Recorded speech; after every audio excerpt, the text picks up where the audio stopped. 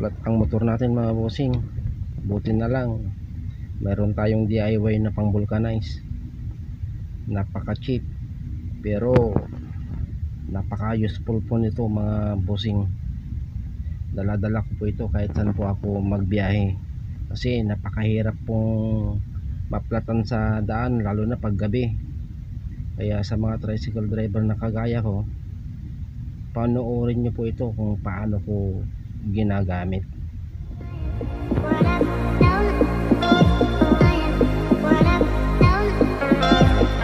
Ito po yung pang vulcanize natin mga bossing, C-clamp na number 6. Binili ko lang po sa mga inchik. At ito naman po yung plancha na, tapos may yung aluminum na lata ng Coke o kaya Sprite. Ito naman po yung tabla niya. At ito naman po yung lata ng Vienna sausage, aluminum din po ito. Meron pong plancha rin sa loob na manipis para pag inipit po yung binubulkanize natin, paplat po sa ilalim.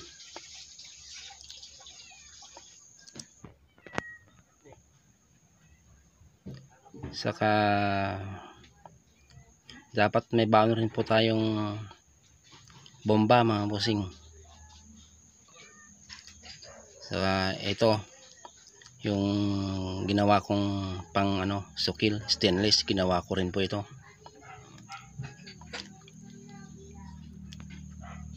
Kailangan po rin natin yung pang ng balbula ng sa may pito, tapos saka gum. Yan po.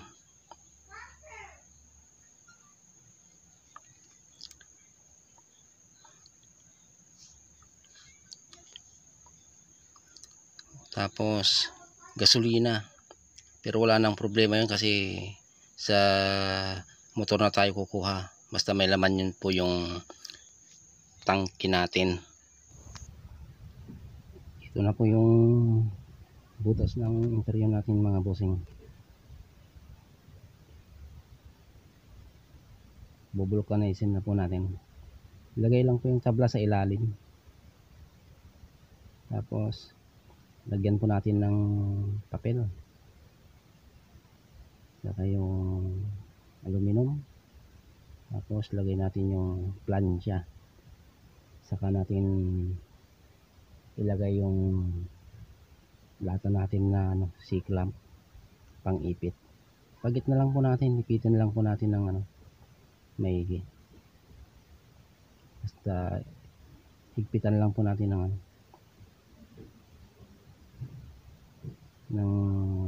yung katamtaman lang. Huwag naman yung higpit na higpit kasi parang mapipisa po ng maigi yung natin, yung binubulkanize natin.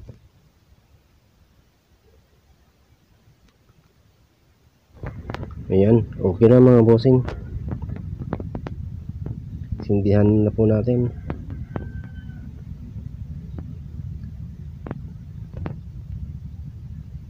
Lagyan na po natin ng gasolina.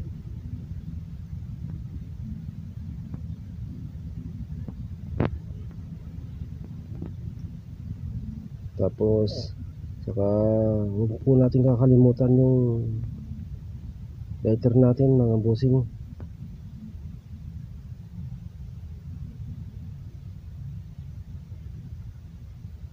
Para meron po tayong panindi. Ayan, okay na mga bossing.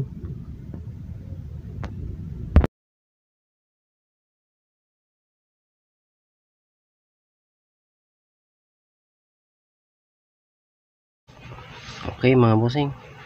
Oo nga pala, huwag po natin kalimutan yung tools natin pang baklas. Napaka-importante po nito. Okay, pwede na po nating tanggalin.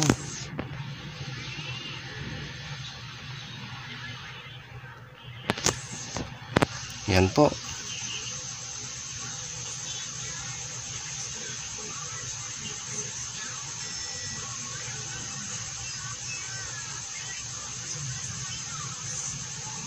Tanggalin po natin yung papel.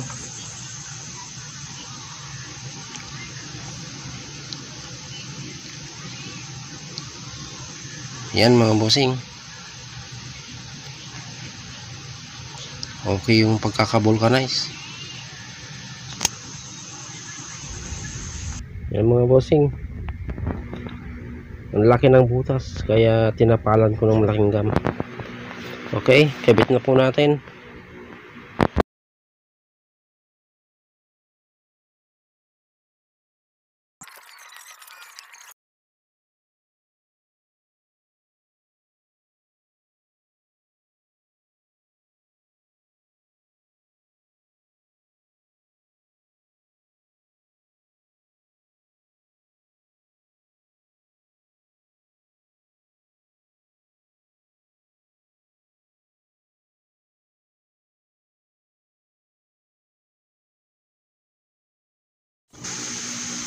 Okay, tapos na. Tignan na lang po natin kung may naipit yung interior natin mga bossing. Kasi pag may naipit, siguradong di rin magtatagal, mapubutas din.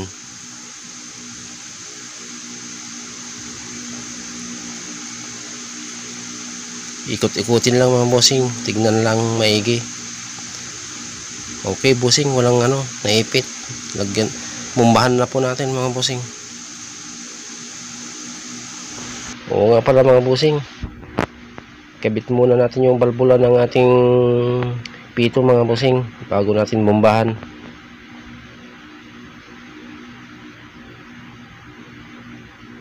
Ayan mga bossing, okay na, bombahan na po natin.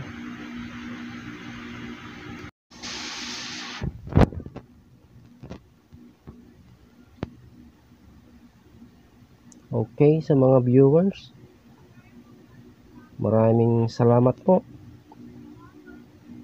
Paki-like naman po kung nagustuhan niyo ang aking video. At pasuyo naman po kung pwedeng pa-subscribe naman po at paki-click na rin po ang ating notification bell para updated po kayo sa susunod po ko pang mga video. Maraming salamat po. Mabuhay po kayong lahat.